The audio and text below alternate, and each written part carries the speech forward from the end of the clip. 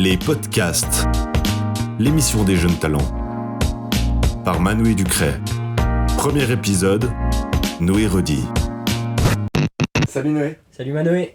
Depuis à peu près une année, t'es devenu un incontournable DJ dans la région, t'enchaînes les sets, toujours avec de nouveaux sons et de nouvelles sonorités. Pourtant t'as commencé de composer il y a seulement à peu près 2 ans, une année, c'est ça ? Alors la compo, j'ai commencé, je dirais à l'âge de 15 ans. Je devais être en fin de deuxième du CO. Ça a commencé un jour à dîner, j'ai regardé mon père, j'ai dit ah ouais, j'ai envie de commencer à composer mes sons. Et puis mon papa il m'a dit bah écoute, tu tries GarageBand, et puis, qui est un logiciel gratuit sur Mac. Et j'ai commencé comme ça, et puis après mon papa m'a donné la version payante, donc Logic Pro X. Puis après j'ai continué sans forcément poster ce que je faisais. Et puis voilà, Voilà, c'est que ça en est maintenant. Bah ça arrive parce qu'il y a une année environ, c'était je crois c'était en octobre, décembre, novembre, un truc comme ça, ta première scène en mise en scène. Ouais. Donc tu commences avec ta première scène à ébullition, où pendant 1 heure tu vas mixer et composer sur scène. Ouais. Comment est-ce que l'idée elle t'est arrivée ? Alors au départ, mise en scène m'ont contacté, donc la jeune chambre, m'ont contacté pour que je fasse Peut-être juste pour expliquer, la jeune chambre en fait c'est la jeune chambre économique qui organise des fois des activités culturelles et ce genre de choses. Exactement. Voilà, qui organise donc mise en scène qui était on va dire un festival de jeunes talents. Excuse-moi mais Pas de souci. pour préciser. Et puis ils m'ont contacté de base juste pour le côté DJ set, et puis après coaché par Vincent Grosse. Et puis un soir à souper avec mon papa, il est partout, il m'a dit mais en fait ça peut être plus intéressant aussi de développer le côté live. Ouais. Et puis du coup j'ai regardé avec lui, on a regardé pour acheter le matériel que j'utilise encore maintenant pour la composition d'ailleurs. Et puis j'en suis arrivé à faire un live, donc où j'ai fait un live électro-trap. Que j'ai construit justement avec Vincent Grosse, qui m'a donné ses conseils pour la construction du live. Et puis suite à ce live que je faisais de 30, j'étais censé faire 20 minutes, j'en ai fait 35. Ouais. Après j'ai fait un DJ set de 1h30. Ouais. Donc de base ils m'ont contacté juste pour les DJ set, et puis j'ai fait la demande si je pouvais faire un live et un DJ set. Et justement après ça en fait tout va très vite, tu commences à être un peu reconnu. Ouais. En tout cas au niveau gruyérien, tu commences à être un peu reconnu. T'as ta patte aussi avec un peu cet électro-trap justement qui continue de te suivre, où tu peux changer dans une soirée de l'électro à du rap. T'as toujours des sons qui sont très préparés. Comment est-ce que tu te prépares avant un set, que ce soit au 3 ou à Globule comme t'as l'habitude de mixer ? Je les prépare pas. Tu les prépares pas ? Je les prépare pas. T'as quoi, Alors je fais ma sélection de morceaux. Ouais. J'achète mes morceaux évidemment pour avoir un minimum de compassion envers la personne qui a créé le morceau. Et après au final je les passe juste dans mon logiciel, comme ça j'ai les infos pour mixer, pour faciliter la tâche comparé à l'époque où je mixais tout par vinyle, puis on devait tout faire à l'oreille. Et par la suite, du coup, je passe juste mes morceaux dans le logiciel, je les mets sur ma clé, puis j'arrive à ma soirée, et puis j'arrive, et puis je mixe comme ça, tout à l'oreille. Donc pour la sélection des morceaux, c'est ce que j'aime bien en fait, de se donner le challenge et de pas préparer le set. Ok. Parce que comme ça, tout n'est pas parfait. Je trouve pas intéressant d'arriver et d'écouter un set où tout est parfait en fait. Pour moi, si tout devient parfait, je mets une playlist Spotify dans ma cuisine, et puis je danse, et puis ça fait pareil, et puis ça perd le charme du c'est le mec qui joue devant nous. Ok. Donc voilà, je prépare pas mes sets, je préfère comme ça me donne un petit côté challenge. Merde, il me reste 20 secondes pour caler mon morceau, faut que j'en trouve un, vite. Puis voilà, donc j'aime pas préparer mes sets, j'y vais au feeling. Justement, t'as eu cette réputation dans le DJ, tu commences vraiment à bien débuter, à être vraiment reconnu, les gens ils commencent à t'appeler pour que tu viennes jouer de plus en plus souvent. Et là, sur ton compte Instagram, depuis quelques semaines, on te voit enregistrer avec des personnes, on te voit en train de faire des prods, on te voit toi en train de chanter. C'est peut-être pas si anodin parce qu'on te connaît, on avait déjà vu que la trappe pour toi ça te tenait à cœur. Pourquoi si tôt ? Et pourquoi pas avoir directement commencé par le rap ? Parce qu'on voit que t'es en train de te diriger vers le rap petit à petit. Alors pourquoi ? Tout simplement parce que j'osais pas. Parce que le rap c'est un milieu où on est rapidement jugé en fait. Et ça fait longtemps que j'écoute du rap, ça fait depuis que je suis tout petit, ça fait depuis tout petit. J'ai commencé, je pense, à écouter mes premiers morceaux de rap, je devais avoir 10 ans. Alors bon rap ou pas, je ne me prononcerai pas là-dessus. La section d'assaut. Un peu, ouais. Voilà. Bon, c'est pas si mauvais que ça, hein, on va pas critiquer, c'était du bon rap à l'époque. Mais puis après, j'ai commencé notamment avec Nekfeu, qui est toujours un artiste qui m'inspire énormément, notamment avec l'album Feu, où j'ai commencé à apprendre les paroles par cœur, kicker dessus comme ça, et puis c'est comme ça que ça a débuté, et puis je me suis dit mais merde, j'ai envie de faire du rap, et puis j'arrivais pas à écrire mes textes déjà, parce que ça demande énormément d'entraînement, et puis j'osais pas tout simplement par peur d'être jugé, donc je pense qu'il a fallu un peu que je me crée mon univers et puis que les gens me disent ah ouais c'est bien ce que tu fais, ah ouais non j'aime pas trop, parce qu'il faut de tout, hein, il y a pas tout, ma musique peut pas plaire à tout le monde. Il y a même moi des jours où je me dis ah ouais non là ce que t'as fait aujourd'hui c'est vraiment nul à chier, faut pas que tu regardes ça. Donc et puis j'ai dû un peu créer cette confiance pour que les gens me disent ah ouais c'est bien, continue, fais ça, et puis ça m'a permis de me dire mais en fait essaye, si ça floppe, ça floppe. J'espère pas que ça va flopper parce que c'est un projet que maintenant ça fait 3-4 mois que je suis dessus et puis que j'y tiens vraiment, j'ai vraiment taffé là-dessus et puis je tiens vraiment énormément à ce projet. Et du coup, maintenant ça se concrétise un peu, j'ai fait le pas. Je me suis dit bah vas-y, lance-toi, au pire ça floppe, au pire ça marche, tant mieux. Et puis j'ai fait écouter à des potes, j'aurais dit qu'est-ce que t'en penses du texte, qu'est-ce que t'en penses de la prod. On dit la prod j'aime beaucoup, le texte c'est cool, t'as un bon flow, tu pourrais améliorer ci, ça. Toujours en leur demandant, en leur disant ouais mais me dire c'est bien, ça me sert à rien, c'est encourageant oui, mais dis-moi ce qui te dérange pour m'améliorer. Je suis pas là, si je vous demande votre avis c'est pas pour me dire ouais c'est cool. Si je vous demande votre avis, c'est pour vous demander s'il y a quelque chose qui vous dérange, pour vous demander s'il y a quelque chose que vous feriez autrement, pour vous demander si cette punch elle est nulle, pour vous demander si cette punch elle est bien. Voilà, donc pour avoir un avis un peu plus constructif, pour surtout les gens que j'ai fait écouter mes 2 morceaux qui sont finis, j'ai eu énormément de bons retours. Donc c'est vraiment encourageant pour la suite. Je poste des fois sur mes stories avec les sondages pour savoir ce qu'ils en pensent. Et puis il y a souvent plus de positifs que de négatifs. Et puis voilà, donc c'est encourageant. Et puis plus de peur pour être jugé. Au final, bah, je fais ce que j'ai à faire. Et puis maintenant, voilà pourquoi que maintenant. Faut qu'on entende nos voix. Je traite mon argent comme s'il me devait de l'argent. Je le claque ou je le jette par les fenêtres. Et j'oublie tout à part les dettes. Je traite mon argent comme le siège de la Golf. Quand on est plein, je l'avance. Quand on est peu, je l'allonge. On rêve du ciel de la Corse. Pas de Ferrari, je ride jusqu'à Saint-Jean-Cap-Ferrat. Dans mes poches un tas de ferraille et on verra. Avant que la jet set, j'écoute Jet Life sous Jet 27. Et si un jour je me jette dans le vide, ce sera... Tu t'es formé une espèce de communauté, n'empêche. Alors certes petite, parce que voilà, c'est la région gruyérienne. Voilà, t'es bullois, donc du coup les bullois te connaissent aussi. Pourtant, t'as toujours une timidité sur scène. T'as toujours un truc où quand t'arrives sur scène, on te sent prêt à être sur scène, on te sent aimé être sur scène, mais t'as l'air de plus kiffer être sur les platines que regarder le public. Est-ce que ça, c'est pas un pas aussi qui te fait un peu flipper de franchir ce pas, de se dire j'aurai plus de platine, ce sera moi nu face au public, avec mes textes en plus. Est-ce que c'est pas encore plus briser cette timidité qui déjà a pas mal diminué depuis quelques temps? Alors, ouais, ça fait peur. Sincèrement, ça fait peur. J'ai pas peur de me retrouver dans un public avec un micro pour rapper. J'ai plutôt peur d'arriver et puis d'être dans le stress et puis d'oublier mes textes. C'est savoir mes textes par cœur. J'ai énormément de peine de savoir mes textes par cœur. J'en ai fait l'expérience quand je suis allé tourner le clip pour Seul, qui finalement on va pas garder parce qu'on n'a pas réussi à faire les plans comme il fallait. J'arrivais pas à retenir mon texte. Et c'était l'angoisse. Et puis je vais tourner le clip justement maintenant pour Faille Temporelle cet après-midi.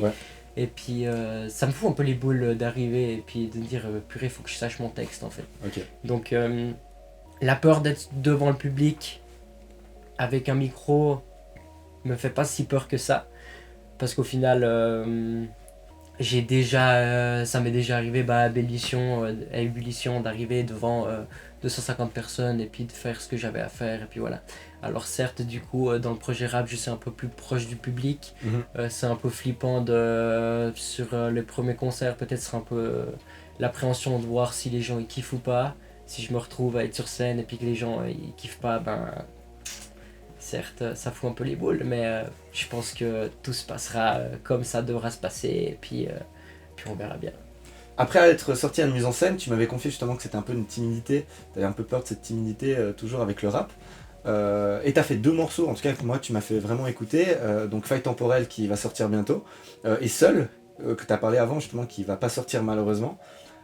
Et bizarrement dans Seul tu parles à la première personne, et dans Faille temporelle tu parles à la 2e personne, 3e personne même des fois, donc tu mets quelqu'un d'autre en contexte. Est-ce que c'est pas de nouveau une peur de te livrer à toi-même avec Seul qui sort pas, en essayant de trouver la prod me va pas, il y a peut-être certains flows, ou simplement t'as peur de briser un peu cette glace qui reste quand même entre toi et ton public? Alors déjà bravo parce que t'as capté le morceau sans que je t'explique. Effectivement Faille temporelle je parle à la 2e personne et puis la personne dont je parle en fait c'est moi. Faille temporelle ça parle d'un gars qui était amoureux d'une fille, qui est amoureux d'une fille, et puis qui cette fille maintenant sort avec un autre garçon. Et puis justement le garçon qui parle dans Faille temporelle, c'est le garçon qui est avec la fille en ce moment-là, en gros en disant ok moi j'ai réussi, toi pas, t'es une merde, donc voilà, je te dis pas comme ça, mais voilà. Donc c'est un peu du vécu. Pas tout à fait parce que je vous rassure le garçon il est pas venu chez moi, il m'a pas pété la gueule, c'est tout bon, tout s'est bien passé et puis voilà. Mais c'est une histoire dont je m'en suis énormément inspiré et puis je trouvais plus intéressant de switcher les rôles en me disant ok je vais parler de ça mais au lieu de parler de moi qui a vécu le côté merdique de l'histoire, en fait je vais parler du gars qui lui se met bien pendant que moi je me fais clairement je suis dans le bad mood. Mais est-ce que voilà. Seul et Faille temporelle c'est pas un peu complémentaire? Alors Seul et Faille temporelle se complètent énormément. Je trouve que c'est 2 morceaux qui ont une histoire qui moi j'y tiens énormément à cette histoire, ça fait partie de moi donc voilà. D'un côté c'était pas une bonne expérience mais on y passe tous et puis j'ai su justement en écrivant ces musiques retourner la situation dans le beau côté de la chose et puis tout en restant dans le respect de ces 2 personnes parce que voilà c'est fait, puis je cite pas de nom et puis je leur en veux pas, ma foi ils vivent leur vie et puis moi j'ai vis la mienne. Salut je me présente, je suis ton bourreau, je suis désolé si t'es au bout du rouleau. Cette meuf t'a mis la tête sous l'eau, plein de mots d'amour sont posés sur ton bureau. Tu voulais sortir de la S, tu lui envoies un SMS. Tu voulais un peu de tendresse, la réponse est remplie de tristesse. Si on revient un peu à l'électro, parce que c'est quand même ta base pour l'instant l'électro. Ouais. Certes t'as ton projet qui va sortir et qui va sûrement te faire passer dans une autre dimension aussi au niveau des yeux du public et des programmateurs sûrement. Ouais. Au niveau de l'électro, t'avais ce trip de sortir des sons de 2 heures sur SoundCloud, d'électro pur où toi tu mixes. Est-ce que tu composais en live et ensuite tu disais vas-y c'est cool j'envoie sur le SoundCloud, ou est-ce que tu réfléchissais avant de le faire et c'était des trucs que tu retravaillais par après? Alors les sets que je postais sur SoundCloud c'était pas des lives, c'était des DJ sets. Ok.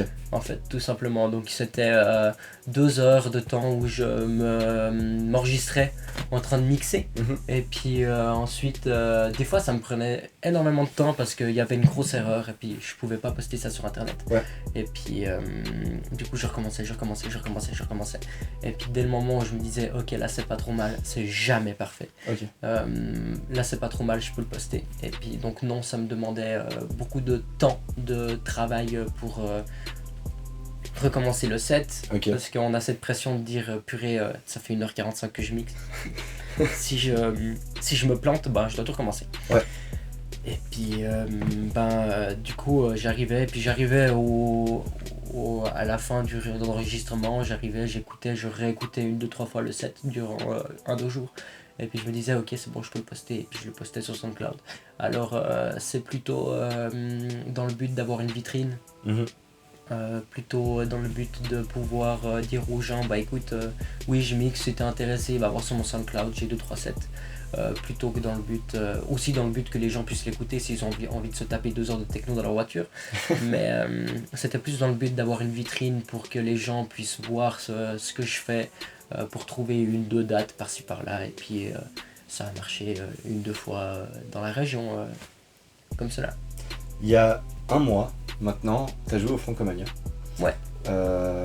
Toi, tes parents sont dans la musique, évidemment. Ta sœur aussi est DJ. Ouais. Qu'est-ce que ça t'a fait de jouer au Franco? Parce que faut dire que pour les Bullois, c'est quand même un festival qui est mythique. Ouais. Qu'est-ce que ça t'a fait de jouer au Franco et d'avoir cet appel de Manu Coyard, donc le programmateur des Francomania, qui dit tu joues ce soir-là et tu fais un set, ça t'a fait quoi? Alors, c'était pas par Manu, c'est Manu qui a contacté Arnaud. Ok. Arnaud m'a contacté ensuite en me disant salut Noé, j'ai une proposition à te faire, est-ce que ça te dirait de jouer au Franco? Et puis là, quand j'ai vu ça, j'ai fait oh, c'est trop stylé, c'est vraiment trop cool. Et puis les Franco, c'est un festival dont mon papa a bossé aussi quelques années dedans, donc j'y vais depuis que je suis tout petit. Mes sœurs, elles y vont depuis qu'on est tout petit, donc c'est un festival, on y tient énormément. Donc me dire que cette année-là, mon papa qui a aussi joué avec qui a interprété plutôt son Requiem avec mes sœurs et ma maman qui ont chanté ce Requiem, et puis moi qui jouais le vendredi soir, c'était un peu purée, je sais pas si vous vous rendez compte, mais dans la maison là, on a tous joué au Franco. Et puis la même édition. Exactement, la même édition, la même semaine. Il n'y a qu'une semaine en fait. Ouais. Du coup, c'était vraiment cool. C'était une chouette expérience. En B2B avec Camille aussi, on a pu créer, je pense,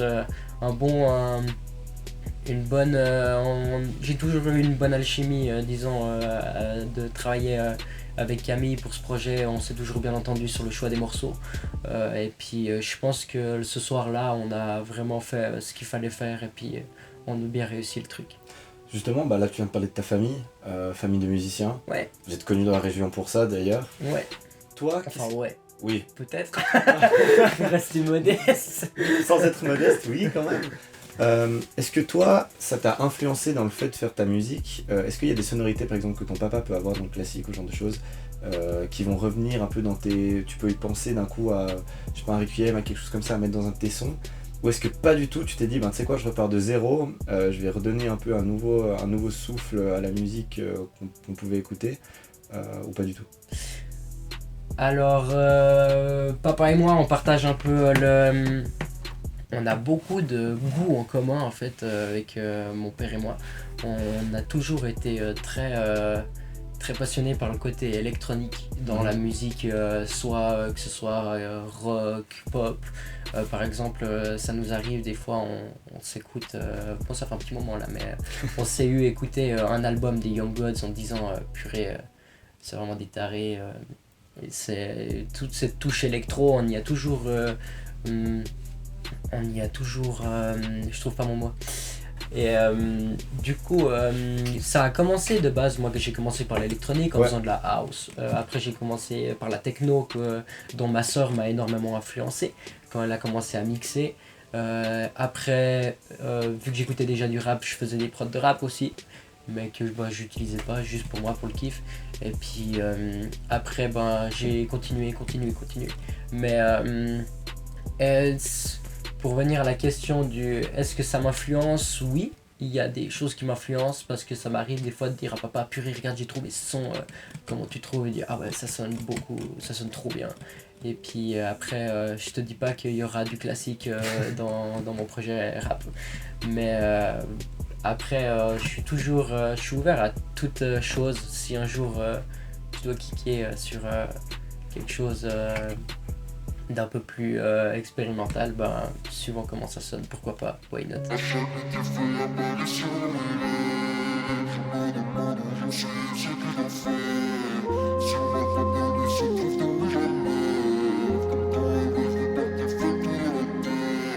chaque nuit tu fais apparition dans mes rêves. Je me demande où j'en suis, ce que je dois faire. Sur ma table de nuit se trouve ton rouge à lèvres. Comme ton réveil fait partout, fait le tour de la terre. justement, on va peut-être passer à des aspects un peu plus techniques. Ouais. Là, c'est le truc qui va passionner plus un peu les geeks de la musique, on va dire. Tu travailles sur quel logiciel? Est-ce que tu as commencé sur le logiciel? Tu nous as parlé de GarageBand. T'es passé à peu près quand justement sur tes nouveaux logiciels? Je suis passé sur Logic Pro X, je pense, je suis sur après 1 an de production. Ok. Ça t'ouvre l'avantage d'être sur Logic Pro, t'as beaucoup plus de possibilités. T'es pas limité qu'aux choses qu'il y a dans le logiciel, tu peux en rajouter toi par après en téléchargement des choses par-ci, par-là, en payant surtout. Ça coûte la blinde. Et après, c'est l'avantage, on a beaucoup plus de possibilités là-dessus. Et puis c'est pour ça que je suis passé sur ce logiciel, qui est très intuitif aussi. Toi, quand tu as commencé justement sur Logic Pro, qu'est-ce que tu as fait? Est-ce que tu as essayé de tâter toi-même? Est-ce que toi, maintenant, quand tu vas essayer de trouver une nouvelle sonorité, de nouvelles choses, tu vas regarder des tutos, comment est-ce que tu as appris en fait à faire du son et du mixage aussi? Parce que tu mixes toi-même après tes sons. Exact. Alors, papa y est pour beaucoup. Ah, franchement, ce papa, qu'est-ce que j'aurais fait dans la musique sans lui?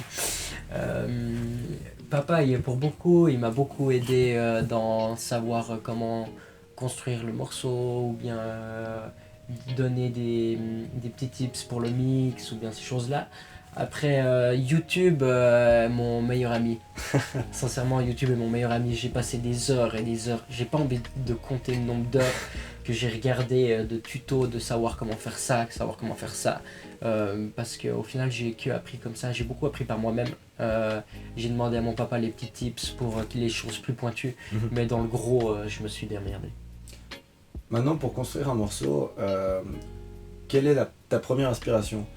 Parce qu'on voit souvent, tu as quand même une vibe qui revient souvent. Tu as toujours ce côté trap, ça, c'est sûr, mais tu as un côté mélancolique, mais pas chiant.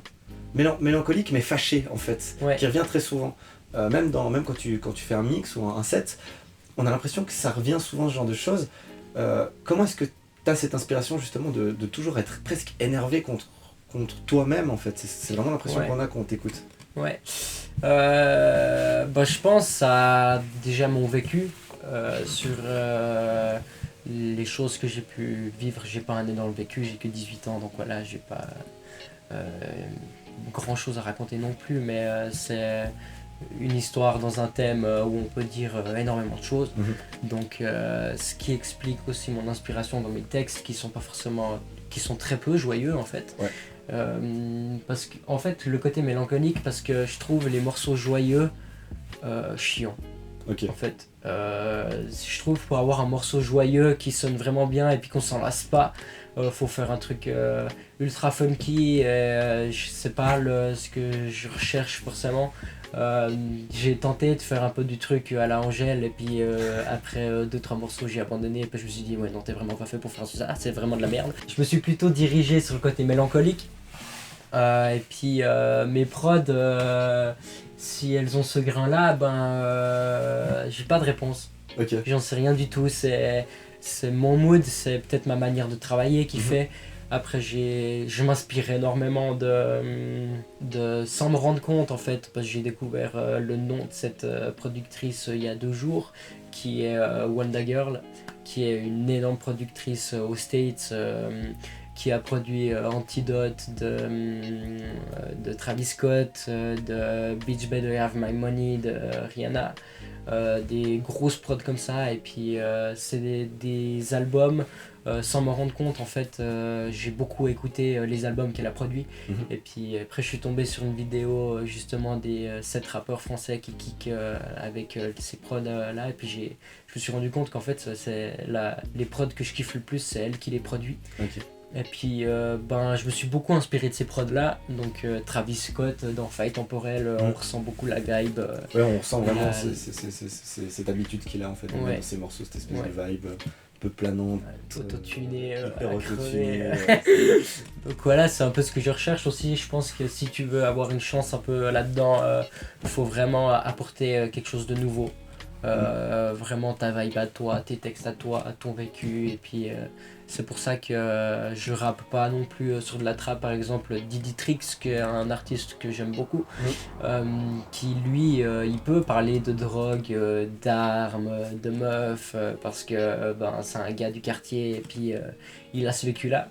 Moi, je suis un petit mec de 18 ans qui est tout cuss et puis qui a vécu dans une maison avec sa famille et puis qui a jamais eu de couilles dans sa vie. Et donc dire je vends de la coke, bah non, c'est pas très Ça crédible. marche pas. Du coup, je dois trouver les textes pour avoir une certaine crédibilité et puis voilà pourquoi ça amène mes musiques dans cette direction-là. Tu parlais énormément de Nekfeu, même avant de venir ici, avant cette interview justement, tu me parlais de Nekfeu, tu connais à peu près tout de Nekfeu, tu adores ça, tu sais comment il pose, tu disais justement que Feu, tu connais tous les sons. Mais à part lui, qui t'inspire? Qui inspire No Erodi aujourd'hui? Maintenant beaucoup le rap US. Donc dans le rap US, Young Thug dans son nouvel album quand même, que j'ai détesté au début et puis j'ai mon pote qui m'a dit non mais écoute, il est vraiment ouf et puis il est vraiment ouf. Après il y a toujours des gars comme Diddy Tricks, il m'inspire un peu sur la façon de poser, sur sa voix aiguë. Un artiste que j'ai énormément kiffé qui va venir jouer à Ébullition d'ailleurs, c'est Kobo, avec sa voix très planante que je kiffe de ouf. Nekfeu, ouais, il est là depuis que je suis tout petit. Regardez, il est amoureux, ça se Nekfeu voit. si tu vois cette interview. Très peu probable, Ouais, franchement, très peu probable. j'y crois de ouf pas. Moi non plus. Mais non, je pense que là, Wanda Girl, je kiffe, Young Thug, je kiffe, Kobo, je kiffe, Diddy Tricks, je kiffe, Nekfeu, je kiffe. Mais en fait, il y en a tellement. Tu parlais des influences Kaba et Gigi. À mes yeux, en tout cas, t'as vraiment un flow à la Kaba. Où tu coupes, où tu reprends ton flow, tu amènes un refrain d'une manière assez spéciale, en fait, assez spécifique, presque au rap belge en général. Est-ce que t'as des influences justement par rapport aux Belges qui en ce moment sont un peu en train d'exploser le rap game français? Ça fait ultra plaisir que tu me dises ça, déjà, ça me flatte de ouf. Mais je pense que c'est plutôt indirect parce que j'ai déjà tenté de faire un peu truc à la sauce Gigi Kaba et puis j'ai pas vraiment réussi. Je pense que c'est plutôt le problème, c'est plutôt au niveau de l'instru. Après, c'est vrai qu'au flow, ça m'est arrivé de dire putain, là il a un putain de flow et puis pas de le piquer parce que ça se fait de ouf pas et puis suivant le texte que t'écris c'est impossible. Mais c'est vrai que le rap belge j'en écoute énormément et puis peut-être ça m'influence, c'est pas forcément voulu en fait, mais peut-être ça m'influence un peu sur la façon dont je pose sur les prods. En fait j'essaye aussi, dans le rap je trouve que si tu veux avoir un morceau qui est pas chiant à écouter, faut pas avoir un flow ultra linéaire. C'est pour ça, c'est un pote qui m'a reproché une fois, il me dit mais mec ton flow il est ultra saccadé. J'ai dit ouais mais mec c'est la façon dont j'aime kicker parce qu'en fait les prods où c'est tout le temps le même flow, c'est chiant. Ouais. Ça me saoule au bout de 30 secondes donc c'est pas ce que j'ai envie de faire. Et puis c'est peut-être ça, pour ça en fait que ça revient sur le côté peut-être un petit peu belge. Gigi et Kaba, Aiko aussi qui a un flow ultra saccadé que je kiffe de ouf. Noé, je pense qu'on va pouvoir conclure cette interview là-dessus, sur ces belles paroles. Moi je te souhaite tout de bon pour la suite, j'espère qu'on se reverra dans un épisode. J'espère aussi, après le projet. Après le projet, pour parler peut-être de ton prochain projet, Ouais. de ton premier EP peut-être, qui va peut-être sortir bientôt, on Ouais. ne sait pas, on ne sait pas. En tout cas je te souhaite la meilleure des suites, et puis merci beaucoup d'être passé dans cette interview. Merci à toi. Les podcasts. L'émission des jeunes talents. Par Manoué Ducret.